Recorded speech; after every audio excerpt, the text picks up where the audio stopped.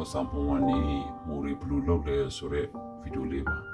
ကျွန်တော်အတင်တန်းတက်တာတော့မဟုတ်ဘူးဒါပေမဲ့အဲ့ဒီကြောင်းမှာ3ရက်သွားလီလာလို့ရေဖြစ်တာပါဒါတော့ဆောင်မှုတွေပါဒီလွှတ်ဆောင်မှုတွေကိုကျွန်တော်တို့ရေနဲ့ဖြောရတယ်ရေမဆိုးတဆူလေးဘူးနော်မဆလာဖြိုးသလိုပေါ့အဲ့မဆလာဖြိုးသလိုဖြိုးပြီးတော့မှဒါတွေအားလုံးပြီးတော့ပြီးဆိုလို့ရှိရင်ပလတ်စတစ်အကြီးအိတ်ထဲမှာထည့်ပေးရတယ်ထည့်ရချင်မှလည်းဒီတိုင်းထည့်ရမှာဘောနော်ကြည်ကြည်လေးလုပ်ပေးရတယ်ကြည်ကြည်လေးလုပ်ပေးရတယ်ဆိုတော့ကသူကချင်းနေမှာအိုက်တယ်အဲ့တော့ဘူးတော့အမွေးထွက်လာဘူးနော်ဘူးပြောမလဲဘူးထွက်လာဖို့အကြောင်းတော့ကိုယ်အတန်းနဲ့ပြန်ဖြီးရတယ်ဒီဟာတွေအားလုံးတစ်ခုပြီးတစ်ခုတည်းဒီလိုရတယ်ပေါ့လို့ဆိုတော့မချင်လို့ရှိရင်ခြုံနေလို့ရှိရင်ဘယ်လိုပြောမလဲမအိုက်ဘူးပြီးတော့မဆူလာဘူးလို့ဖြစ်သွားမှာဆိုတော့ဒီဟာတွေအားလုံးကိုခဏနေကြရင်အကုန်ဖြီးရမှာလို့အားလုံးဖြီးပြီးသားဟာတွေဟာကိုဘယ်လိုလုပ်လဲဆိုတော့အထဲမှာပိုက်တလဲမှာပိုက်အရှိလေးပေါ့နော်ဒါလေးထည့်ပြီးတော့မှပြန်ချီအဲ့ပိုက်ကဘာတွေ့လို့ဆိုတော့သူအပေါက်ဟိုထွက်လာဖို့မပေါက်လာဖို့အပေါက်ပေါ့နော်ဒါလေးကိုအဝတ်စားပိတ်စားလေးနဲ့ပြန်ပိတ်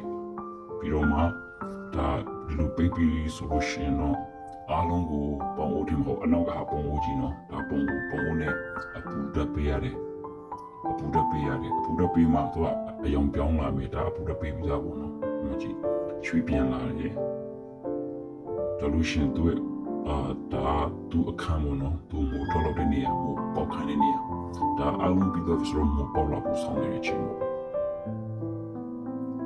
အကြည့်တချို့အားလို့ပေါက်လာပြီးရှင်းနေထတဲ့ဟာရှိတယ်ဒါရှင်းနေထတဲ့ဟာဒါမို့လေးဒီဝန်တော့သူရဲ့ result ကတာပဲ